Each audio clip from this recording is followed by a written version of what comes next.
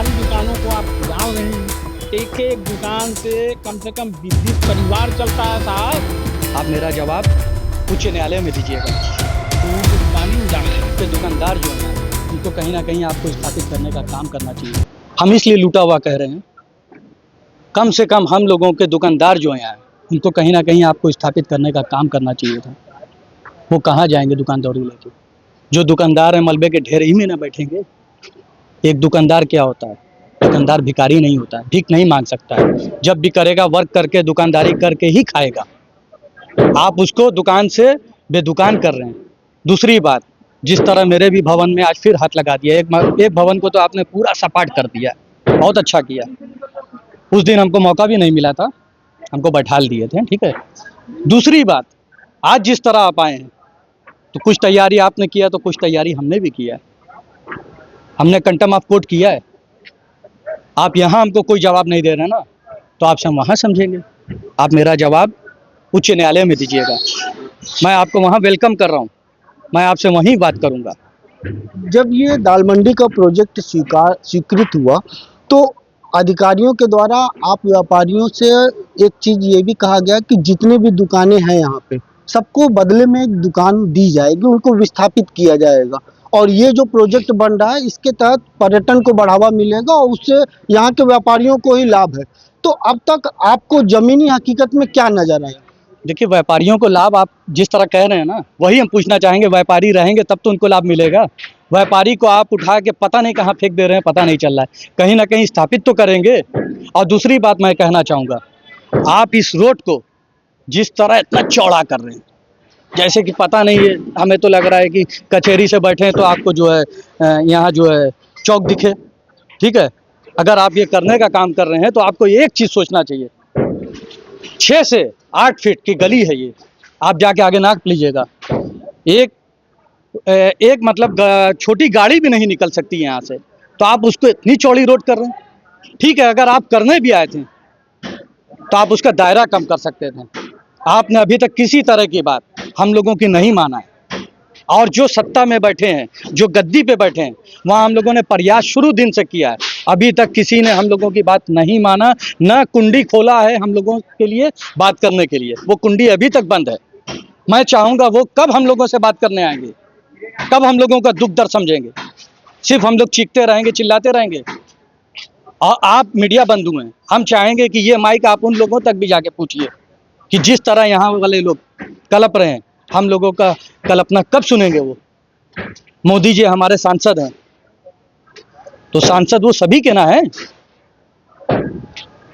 दो निगाह से ना देखें, वो मेरा दर्द हमसे भी समझने आए, तो मेरे सांसद हैं तो मेरा भी दोस्त मेरा समझेंगे ना। यहाँ देखा जा रहा है जब से ध्वस्तीकरण की कार्रवाई हो रही है तो इस तरह से मलबा, आपको हम तस्वीर के माध्यम से एक बार फिर दिखाते हैं। आप मलबा दिखाइए। ये मलबा चारों तरफ आप देखेंगे कि यहाँ फैला हुआ है। तो यहाँ और भी तो लोग होंगे जो यहाँ रह रहे होंगे, कई बच्चे होंगे, कई महिलाएं होंगी, लोग आते जाते होंगे। तो क्या ये मलबा रास्ते से हटाया जाता है या ऐसे ही रहता है ये? अरे पिछली बार तोड़ के गए थे, 15 दिन से ऊपर पड़ा रह गया था, ठीक है। अब पिछली बार हुआ क्या, पिछली बार रात में 3 बज रहा था रात का, जिस तरह यहाँ से बुलडोजर उठाने का काम कर रही थी, मलबा उठाते उठाते ये आप देख रहे हैं, ये हमारे भाई की दुकान को इस तरह नोच के टूट गया है। ये रजिस्ट्री थोड़ी ना हुई है, ये टूट गया है। तो ये सब हम लोग अपना दर्द किससे कहेंगे? वो दुकानदार नहीं है, उसका माल नहीं, देख लीजिए आप किस तरह वो टूट गया है। तो जो भवन आप लेंगे वही ना तोड़ेंगे, कि कोई को भी तोड़ देंगे? प्रशासन ये कह रही है बार बार कि हम जितने भी मकान या भवनों पे या दुकानों पे हाथ लगा रहे हैं, रजिस्ट्री और सामंजस्य के साथ हाथ रख रहे हैं। यही चीज़ हम एक बार आपसे पूछना चाह रहे हैं कि अगर आप रजिस्ट्री करके करना चाह रहे हैं, जर्जर भी कई मकान आपने तोड़ा है, जर्जर में पूरे तरह से रजिस्ट्री नहीं हुई। और कई ऐसा मकान है जो जर्जर बता के आपने पूरा उतार दिया। जर्जर जमीन तक नहीं होता है, एक तल्ले तक होता है ना, आप वहाँ तक करके छोड़ देंगे। ठीक है, आपकी मान लिया आपने पूरा जमीन भी उतार दिया, क्या आप उस पर रोड बना पाएंगे? जमीन तो मेरी है, जमीन तो आप हमसे नहीं छीन लेंगे। उच्च न्यायालय अभी है, उच्च न्यायालय अभी जिंदा है, तो इसलिए अभी हम लोग वहाँ उसके शरण में जाने का काम किए हैं। हम लोग किसी तरह का वाद विवाद नहीं फैलाए हैं। हम लोग अपनी बात वहाँ से रख रहे हैं, और अपने हक के लिए और अपने लोगों के लिए जिस हद तक हमको लड़ना रहेगा, आदिल खान लड़ता रहेगा और आप लोग के बीच में दाल मंडी में इसी तरह खड़ा रहेगा। आदिल भाई, यहाँ क्या इन छुट्टियों में जो ये त्योहारों का मौका था, इसमें तमाम जो है कि कार्रवाई अभी बंद भी, रुकी हुई भी थी और आज संडे से चालू हो गई, तो क्या इस बीच में आप व्यापारियों ने आपने प्रयास नहीं किया जो दुकानों का वादा आपसे किया गया था दुकानों के लिए? डीएम साहब के यहाँ से एक बार बुलाया गया था और एक बार में मालूम है 700 लोग वहाँ हम लोग पहुंचे थे लेके, और चीख चीख के गला फाड़ फाड़ के हम लोग अपनी बात रख के आए। और वहाँ इस तरह लिखा जा रहा था बैठ के, जैसे लग रहा है कल ही हम लोग को दुकान मिलेगी। ठीक है, निराश होकर आज यहाँ दुकानदार बैठे हैं, कहीं बसाने का काम नहीं किया। तो हम मोदी जी से कहना चाहेंगे कि हम आपके सांसदीय क्षेत्र में हैं, कम से कम सबसे पहले हम लोगों के, हमारे परिवार को कहीं ना कहीं स्थापित किया जाए, मलबे के ढेर में ना बैठा लें। आप हमको दुकान दौरी मकान कहीं ना कहीं स्थापित करेंगे। और दूसरी बात, यहाँ जिस तरह टेनेंट है, टेनेंट के किसी तरह की बात नहीं किया गया। और दूसरी बात, एक चीज़ और हम बता दें आपको, दुकानदार यहाँ कई ऐसे दुकानदार हैं जिन्होंने बड़ी बड़ी पगड़ी पे दुकान लिया है, रजिस्ट्री नहीं होती है दाल मंडी में। पगड़ी मतलब 50 लाख 60 लाख तक की दुकान कैसे कैसे लोगों ने लिया, घर मकान बेच बेच के लिया। तो वो तो आपने एक बार में फजूल कर दिया उनका पैसा। आप कह रहे हैं कि टेनेंट का कोई मतलब नहीं है, दुकान भवन स्वामी को आप पैसा दे दे रहे हैं, उसको तोड़ दे रहे हैं। तो किसी चीज़ का कोई रूल तो होता है। आप जब उसको पैसा लिए हैं, भवन स्वामी जब उससे पैसा लिया इतना बड़ी बड़ी रकम, तो आप उसको भी तो लौटाएंगे। लेकिन भवन स्वामी पहले ही रो रहा है कि जितना हम तुमसे लिए उससे कम तो हमें सरकार दे रही है। तो आप मेरा दुख दर्द पीड़ा समझने तो आएंगे। हम अपने मुख्यमंत्री जी से कहना चाहेंगे, प्रधानमंत्री जी से कहना चाहेंगे, सांसद जी से कहना चाहेंगे और विधायक जी से कहना चाहेंगे, हम लोगों का दर्द तो समझे। दर्द कौन समझ रहा है मालूम है आपको? जो गद्दी पे नहीं बैठा है वो हम लोगों की पीड़ा समझ रहा है, जिसका नाम अखिलेश यादव है। तो वो तो गद्दी पे बैठे नहीं है, वो हम लोगों का दर्द समझ रहे हैं। और आप लोग कहते हैं, अभी एक मीडिया बद्दू हमसे बात किए, कहें कि आप लोग वीरेंद्र सिंह के यहाँ गए थे, अजय राय के यहाँ गए थे। तो हम तो अभी कह रहे हैं कि आप हमको अभी बुलाइए, बीजेपी के विधायक से मैं अभी मिलना चाह रहा हूँ, मंत्री जी से अभी मिलना चाह रहा हूँ, सांसद जी से अभी मिलना चाह रहा हूँ। आप मिलाइए तो। इससे पहले पिछले दिन हम मिलना चाह रहे थे मोदी जी से, आप उठा के देख सकते हैं, हमको नज़रबंद कर दिया गया था। तो हम किससे मिलेंगे? जो मेरा दर्द समझ रहा है हम उसी से ना मिलेंगे फिर?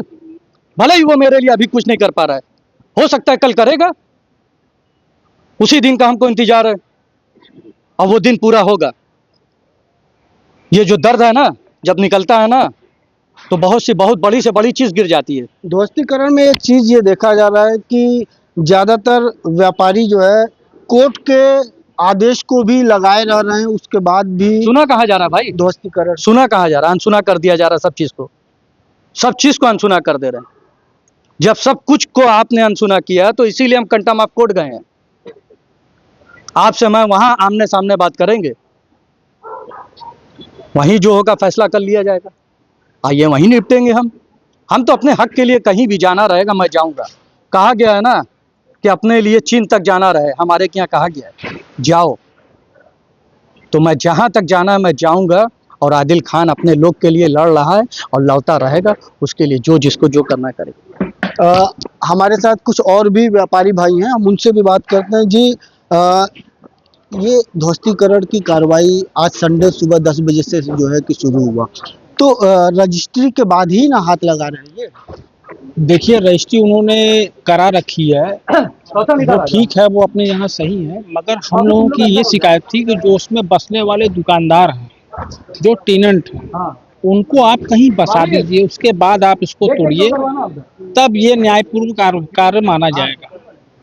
आप बताइए कि जो पगड़ी यहाँ दे देकर के दुकानें जिनकी थी लंबी लंबी, जिन्होंने पगड़ी दिया, उनके साथ ये गलत हो रहा है या नहीं हो रहा है? हम लोगों की शिकायत ही यही थी। हम लोगों ने किसी भी तरीके का इस परियोजना का विरोध नहीं किया। हम लोगों ने ये कहा कि हमारी दुकानों को कहीं आप विस्थापित कर दीजिए। शुरू में डीएम साहब ने हम लोगों को, जिलाधिकारी महोदय वाराणसी ने हम लोगों को बुलाया हम लोग तमाम लोग यहाँ से सारे व्यापारी बंधु गए। जाने के बाद उन लोगों जिलाधिकारी महोदय ने हम लोगों को आश्वासन दिया कि हम लोगों को दुकानें दी जाएगी। तो जब दी जाएंगे तो हम लोग आश्वस्त हो गए। हम लोग अपने व्यापार में लग गए। हम लोग माफिया या गुंडा या बदमाश तो है, हम लोग तो व्यापारी वर्ग है ना, हम लोग व्यापार की भाषा जानते हैं। हम लोगों को क्या मालूम कोर्ट कानून कचहरी क्या मतलब है, कोई मतलब नहीं। हम लोगों को अपनी जीविका से मतलब है। हम लोग कोई नेता परेता तो है नहीं। तो हम व्यापारी अपने दुकान चले आए। फिर उसके बाद इन लोगों ने एक क्या बोलते हैं, एक तूफान आंधी की तरह बुलडोजर कार्रवाई, तो हथौड़ा कार्रवाई, तो क्या कार्रवाई, लोगों की दुकानें उजाड़ने लगे।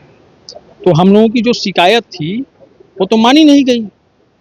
अब आप हमें बताइए, जब एक शेर के साथ हम आपको बता देना चाहते हैं कि एक दुष्यंत एक कवि थी, उन्होंने कहा था, कहाँ तो चरागा तय था हर एक शहर के लिए, कहाँ चराग मयस्सर नहीं इस शहर के लिए। तो हम लोगों के साथ तो ये हो गया ना। उसी लाइन को आगे बढ़ाते हुए हम ये कहेंगे, जब हम लोगों को कहा गया कि आप लोगों को दुकानें दी जाएंगी तो क्यों नहीं दी गई। सवाल ये है, हम अपने विस्थापन की अगर डिमांड कर रहे थे तो क्या गलत था। हम लोग संविधान के मानने वाले लोग ना है, जो भी बात करेंगे संवैधानिक तरीके से करेंगे। तो दिक्कत कहाँ आ रही है जब आप दुकानों लेने के लिए भी तैयार हैं और उन्होंने आश्वासन भी दिया था, तो फिर दिक्कत कहाँ आई, कहाँ मतलब चूक हो गई कि आप यहीं रह गए और दुकानें। देखिए, इसी को तो तानाशाही कहते हैं। हम लोग क्या कह रहे हैं, ये तानाशाही तो है। जब हम लोगों को जिलाधिकारी महोदय ने आश्वस्त कर दिया कि आपको दुकान के बदले दुकान आपको स्थापित किया जाएगा, जगह पर अप डाउन हो सकता है, वो बात मानी जाएगी, मगर बगैर विस्थापन के हमारी दुकानों को आप जान रहे हैं। एक एक दुकान से कम 20 परिवार चलता है साहब। आप है कहाँ, सब रो रहे हैं। सब सारे लोगों का माल किसका क्या है क्या नहीं है, सब एकदम बिलट के मतलब बर्बादी कागार पर है व्यापारी। ये मत समझिएगा कि काशी के दिल पर आपने हथौड़ा चलाया है। ये हथौड़ा काशी के दिल पर है, और जब यह हथौड़ा यहाँ चल रहा है, पूरे बनारस का व्यापार ठप है। ये आप जाकर के पूरे बनारस के व्यापारियों से पूछ सकते हैं। हम अपने सांसद जी से यही कहेंगे, यही अपील भी करेंगे, जो हमारे सांसद माननीय प्रधानमंत्री नरेंद्र भाई मोदी जी से। उन्होंने कहा था काशी में आकर के कि मैं काशी को क्यूटो बनाऊंगा, और यहाँ क्या बनाया जा रहा है, क्या यही क्यूटो है? ये तो कब्रिस्तान बनाया जा रहा है। ये नज़ारा आप देख लीजिए। आप काशी की विरासत को खत्म किया जा रहा है। दाल मंडी ने बहुत से लोगों को दिया है जो देश के अंदर उसका नाम हुआ है। उस्ताद बिस्मिल्लाह खां, भारत रत्न पंडित स्वर्गीय श्री लच्छू महाराज जी, जिनका तबला यहाँ बजता था, पद्मश्री है वो। तो काशी की विरासत के साथ जो नुकसान छेड़ा जा रहा है, इसकी जिम्मेवारी कौन लेगा, ये बताइए अब हमको। अब आगे व्यापारी क्या करेंगे, क्योंकि जिस तरीके से देखा जा रहा है कि यहाँ कई व्यापारियों ने कोर्ट का भी हवाला देते हुए उनके आदेश को भी जो है लगाया, उसके बाद भी ध्वस्तीकरण की कार्रवाई हुई। हालांकि प्रशासन के द्वारा ये बराबर ये कहा जा रहा है कि आप सभी व्यापारियों से सामंजस्य बैठा के रजिस्ट्री के साथ ये चीजें हो रही हैं। तो इस पे यहाँ के व्यापारी क्या सोचते हैं? देखिए, व्यापारी एकदम अपने आप को ठगा हुआ महसूस कर रहा है। पहली बात, उनके साथ न्याय नहीं अन्याय हो रहा है। हम एक व्यापारी की हैसियत है, मैं खुद अब सारे व्यापारी भाइयों के नेतृत्व में हम खुद कह रहे हैं आपसे कि यहाँ व्यापारियों के साथ अन्याय हो रहा है, क्योंकि उनकी जगह उनसे छीनी जा रही है। आपने रजिस्ट्री कर लिया तो वो मकान मालिक आप हो गए ना। जब आप किसी मकान को खरीद लेते हो तो आप मकान मालिक उनके हो गए, तो उनका आप जो है कि कहीं भी स्थापित करेंगे ना आप उसको, या तो आप उसको बसाइए, या तो उसको कुछ ऐसा व्यवस्था बना दीजिए कि उसको कुछ मुआवजा वगैरह मिल जाए, अपना व्यापार अपने जीविकोपार्जन चला सके। ये ना होना चाहिए। यहाँ ये नहीं हो रहा है।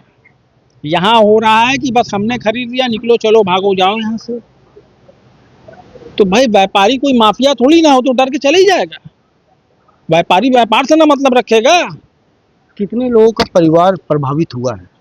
कम से कम अभी तक जो डेमोलिशन हुआ है, 30-40 रजिस्ट्रियाँ हुई, उसके अंदर जो भी दुकानें रही होंगी, कम से कम मेरा जो अपना आंकड़ा है वो कम से कम 250 से 300 दुकानदार इस टाइम इससे प्रभावित हो चुके हैं। जिनकी जीविका का कोई रास्ता नहीं है।